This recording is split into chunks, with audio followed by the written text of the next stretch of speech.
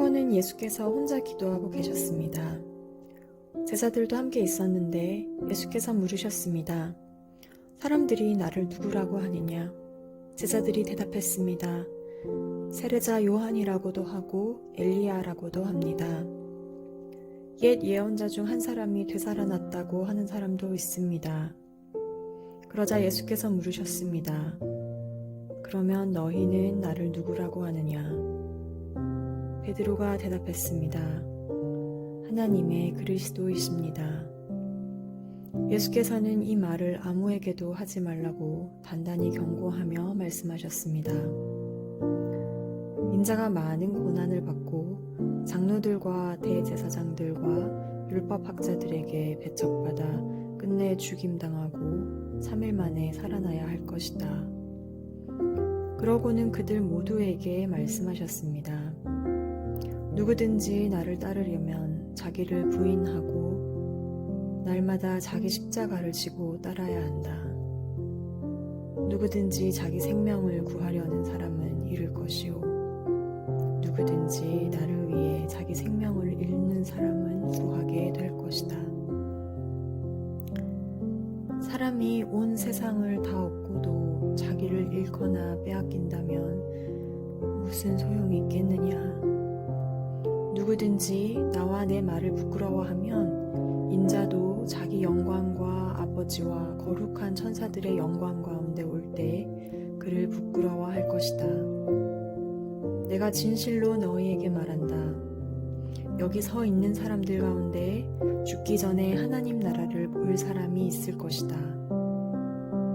이런 말씀을 하신 뒤 8일쯤 지나 예수께서는 베드로와 요한과 야고보를 데리고 기도하러 산에 올라가셨습니다. 예수께서는 기도하는 동안 얼굴 모습이 변하셨고 옷이 하얗게 빛났습니다. 그런데 갑자기 두 사람이 나타나 예수와 더불어 말을 하고 있었습니다.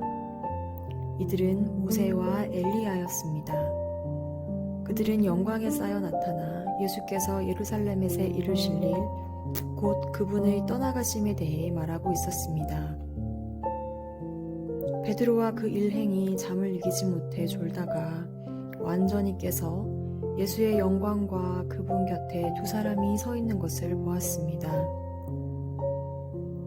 두 사람이 예수를 떠나려고 하자 베드로가 예수께 말했습니다. 선생님, 우리가 여기 있으니 참 좋습니다. 우리가 초막 3개를 만들되 하나는 선생님을 위해, 하나는 모세를 위해, 하나는 엘리야를 위해 짓겠습니다. 그러나 베드로는 자기가 무슨 말을 하는지도 알지 못했습니다. 베드로가 이런 말을 하고 있을 때 구름이 나와서 그들을 뒤덮었습니다. 구름 속으로 들어가게 되자 그들은 두려워했습니다. 그때 구름 속에서 소리가 들려왔습니다. 이는 내 아들이요 내가 택한 자다. 그의 말을 들어라. 그 소리가 사라지고 그들이 보니 예수만 홀로 서 계셨습니다. 제자들은 입을 다물고 자기들이 본 것을 그때는 아무에게도 말하지 않았습니다. 아멘.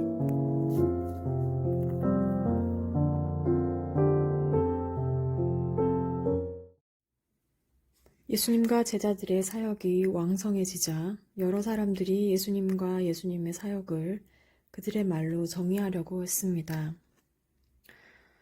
베드로는 예수님을 하나님의 그리스도라고 고백합니다. 그리고 예수님은 이를 아무에게도 말하지 말라고 하십니다. 왜냐하면 부속 사역을 완성하시기 전까지 세상에 예수님의 신분이 알려지면 안 되기 때문이었습니다. 그리고 예수님은 예수님의 앞으로의 일정과 사역 계획에 관해서 그리고 하나님의 구속 사역에 대해서 처음으로 제자들에게 알려주십니다. 그리고는 23절에 누구든지 나를 따르려면 자기를 부인하고 날마다 자기 십자가를 지고 따라야 한다고 말씀하십니다. 당시 사람들은 메시아, 새로운 시대, 하나님이 다스리고 통치하는 세상을 기다리면서도 기존에 알고 있는 것에 맞추어 하나님의 아들이신 예수님을 규정하려고 했습니다. 그러나 나를 부인하는 하는 자는 예수님을 하나님의 아들, 그리스도라고 받아들이는 자들입니다. 그리고 예수님이 나의 대속의 십자가를 지시고 우리를 죽음과 사망의 권세 가운데서 살려내셨기에 나의 십자가를 지고 예수를 따르는 삶을 살게 됩니다. 그리고 이 말씀이 지나고 8일쯤 지나서 예수님은 베드로와 요한과 야고보를 데리고 산에 올라가십니다. 그곳에서 기도하시는데 기도하실 때 용모가 변화되고 그 옷이 휘어져 광채가 났습니다. 그때 갑자기 모세와 엘리야가 나타나서 예수님과 대화를 나눕니다. 모세는 율법, 엘리야는 예언, 곧 구약 성경을 상징하는데 예수님이 이들과 대화하신 것은 그분이 예수님께서 구약에서 말하는 그 예언의 성취자이심을 알려주는 것입니다. 이 광경을 보고 있었던 베드로는 이 모습이 너무 좋아서 이곳에 초막을 짓고 같이 살자고 합니다. 그런데 그때 35절에 보면 이는 내 아들이요 내가 택한 자다. 그의 말을 들어라 라는 목소리가 들립니다. 예수님의 길을 따르는 자는 예수님의 말씀을 청종하는 자들입니다. 제자들이 죽기 전에 맛볼 하나님 나라는 예수님의 십자가와 부활 그리고 성령 강림 이후 힘있게 퍼져나갈 하나님 나라를 의미합니다. 그러나 더 가까이는 이 오늘 본문에서 8일 후에 베드로와 야고보와 요한이 변화산에서 경험할 하나님 나라를 가리킵니다. 하나님 나라는 추상적인 나라가 아니라 우리 삶 가운데 임하는 하나님의 영광과 능력이 실제하는 그곳입니다. 예수님은 제자들에게 능력과 권세를 이미 주셨습니다. 그 능력과 권세는 하나님을 통제하려 하지 않고 자기 부인과 십자가를 지는 자에게 발휘됩니다. 우리가 복음과 예수를 따르는 길을 부끄러워하지 않으면 예수님이 이 땅에 다시 오실 때 그분의 영광과 아버지와 거룩한 천사들과 함께 친구 여러분들을 부끄러워하지 않으실 것입니다. 기뻐 반가워하실 것입니다. 잘했도다 내 딸아 아들아 칭찬하실 것입니다. 이러한 복이 친구들 모두에게 임하시기를 기도합니다. 십자가 따르는 길이 너무 지쳐있는 지체들을 일으켜 세워주세요. 그리고 함께 기도해주세요.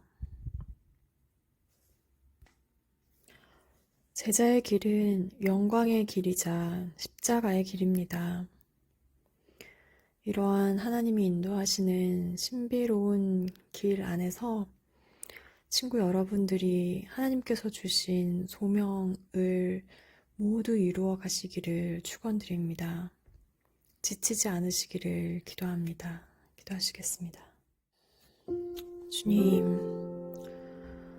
하나님의 아들, 나의 그리스도이신 예수님을 온전히 믿고 따르는 진정한 제자 되기 원합니다.